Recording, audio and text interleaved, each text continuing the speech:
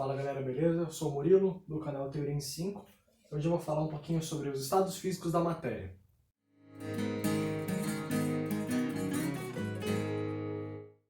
A matéria se apresenta em três estados físicos conhecidos: estado sólido, estado líquido e estado gasoso. A diferença da matéria se apresentar em um estado ou em outro decorre basicamente da intensidade das forças intermoleculares que estão presentes naquela substância. A gente pode dizer que no estado sólido, as forças de coesão são as maiores e no estado gasoso, as forças intermoleculares são as menores, tá? Alguns exemplos da matéria se apresentando nesses estados são: no estado sólido, a gente tem, por exemplo, o gelo ou a maior parte dos metais, né? No estado líquido, a gente tem, por exemplo, água, óleo ou mercúrio na temperatura ambiente. E no estado gasoso, a gente tem como exemplo o ar ou o vapor de água. É importante a gente conhecer os nomes que designam as mudanças de cada estado. Supondo que a gente tem água líquida. Se a gente fornecer calor suficiente para a água passa do estado líquido para o estado gasoso. Esse é o processo chamado de vaporização ou ebulição.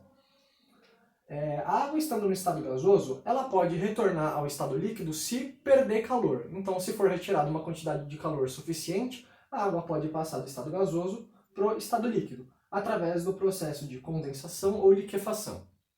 Se for retirado o calor suficiente da água líquida, é possível que a água se torne sólida. Esse é o processo de solidificação.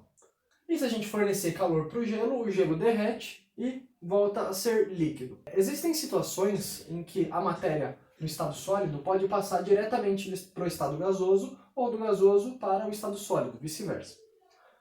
O processo no qual o sólido passa para o estado gasoso é o processo de sublimação.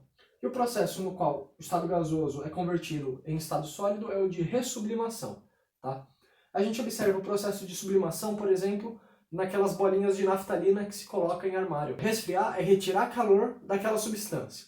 E aquecer é inserir calor naquela substância.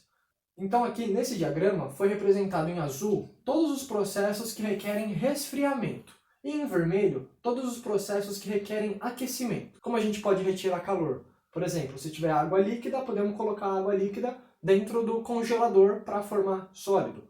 Ou a gente pode fornecer calor para a água num fogão, para a água líquida virar gás. Então fica muito claro para a gente que o estado no qual a água se apresenta está relacionado com a temperatura. Mas não só com a temperatura, como também com a pressão. Então aqui está representado o diagrama de pressão-temperatura, ou diagrama PT da água. No eixo horizontal nós temos a temperatura e no vertical temos a pressão. A gente observa que esse diagrama ele se divide em três regiões, que é a região do estado gasoso, também é chamado de vapor, do líquido e do sólido. E as três regiões são separadas por curvas. Então a gente observa que existe essa curva que separa a região líquida da gasosa, existe essa curva que separa a região sólida da gasosa, e existe essa curva que separa a região sólida da líquida. Então, os processos de mudança de fase vão ser processos que cruzam essas linhas, como aqui está representado. O processo de passagem de líquido para gasoso é o de vaporização, como está em vermelho aqui. Já do gasoso para líquido é de condensação, como está em azul. Do líquido para sólido nós temos a solidificação e do sólido para líquido temos a fusão. Já do gasoso para o sólido temos a ressublimação e do sólido para o gasoso a sublimação. Então aqui a gente tem representado no diagrama os três estados e todos os processos que a gente pode ter entre cada um dos estados. Se a gente tiver água numa pressão e temperatura que esteja sobre essa curva que separa a fase líquida de gasosa, ela pode se apresentar de três formas. Ela pode ser completamente líquida, completamente gasosa ou uma mistura da fase líquida e gasosa. O mesmo resultado se aplica para as demais. Então se a gente tiver água sobre a curva que divide a região sólida da gasosa, poderemos ter sólido, gás ou sólido misturado com gás. Da mesma forma, para a curva que separa a região sólida da líquida, podemos ter sólido, líquido ou sólido e líquido.